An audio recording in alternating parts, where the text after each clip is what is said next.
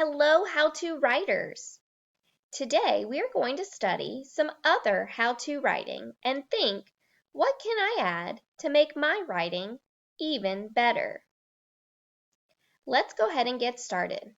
Here's our first book called Ballet Dancing. Let's study this page and think, what is it that we could use in our writing to make our writing even better? I really want to study the pictures here.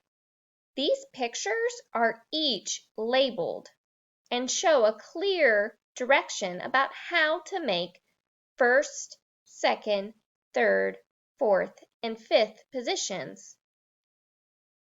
Maybe we could include some pictures that teach with labels in our book.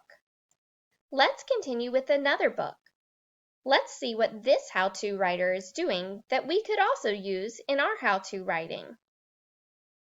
I see that this how-to writer has a picture for most of their steps, and also they are zooming in to each step. They're labeling it as well. That may be something that we could do in our writing. Now let's study this how-to writing. What is this author doing that we could also use in our writing? I see that this author is also using clear steps. This author also includes a flying tip for us. Maybe that's something that we could include for our audience. A tip of something that they could try. We have one more example.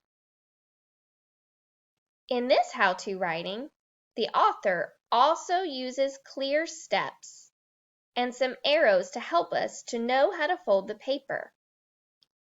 He also includes a tip, but it's a different kind of tip this time. This tip tells us how to turn this butterfly origami into a stingray. So we have learned that to make our how-to books amazing, we can use pictures that teach, including labels and zooming in. We can also give our readers tips or reminders, a flying tip or a secret tip. Let's see how I use this in my writing. Here is what my writing said before. Step 1, gather all materials to make s'mores. But look over here on my revised paper. I made a tip. I told people that honey-made graham crackers stay the crispiest, and that jet puffed marshmallows are the perfect size, and to not use the jumbo marshmallows because they don't roast right.